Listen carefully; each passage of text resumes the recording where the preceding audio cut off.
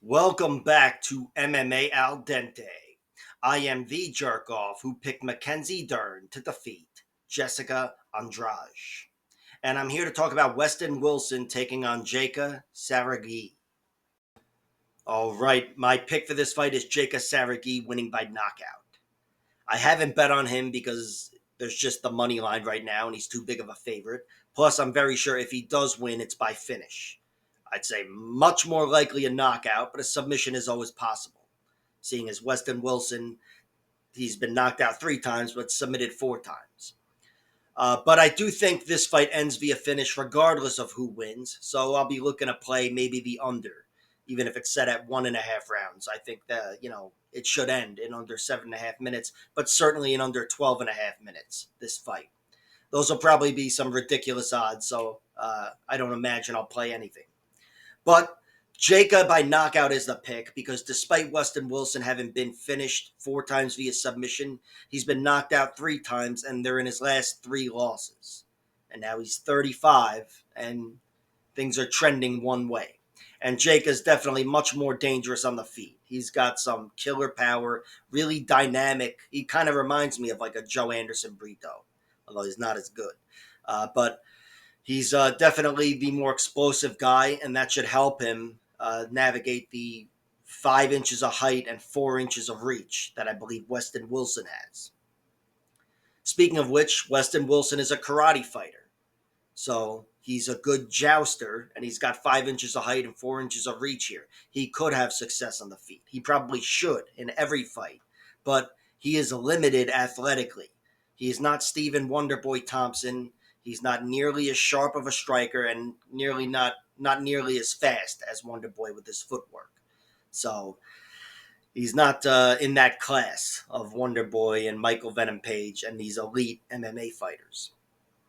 But he is, despite being a karate guy, he's got really good jiu-jitsu. I'd say he's definitely the better submission threat in this fight. He's got 16 wins, Weston Wilson, 16 finishes, 5 via knockout or TKO, and 11 via submission. The guy gets it done, and he gets it done early. I think of those 16 wins, just 2 of them take place in round 2, and the rest are all in round 1. But yeah, he has been submitted 4 times and knocked out 3 times. The 4 submission losses come earlier.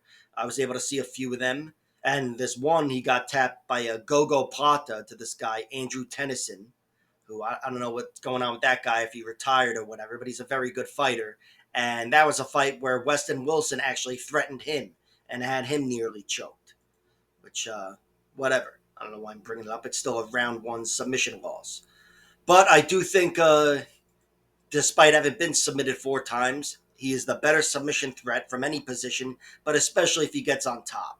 I think getting on top of Jeka Saragih would solve a lot of his problems, and that would take away Jeka Saragih's danger. Jake has been defeated 3 times, submitted twice, and knocked out once, or TKO'd once. The TKO comes against Anshul Jubli in his UFC debut, where he never really got off. I mean, Jubli just dominated, took him down. I think advanced a mount by the end of round 1, and then round 2 was more the same, and he TKO'd him. He also lost to this guy Anga.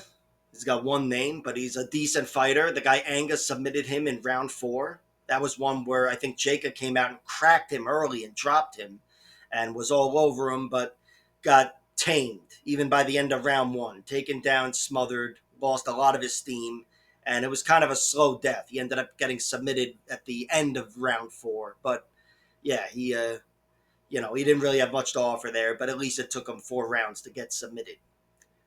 And his other loss was in his debut to this guy Kevin Sulistio, who beat him with a Kimura in 2 minutes. And that was another fight where Jaka was dominating. He came out, tossed the guy around like he was a pizza dough, just tossed him left and right, and then kind of let his arm get trapped in a standing Kimura and was forced to tap.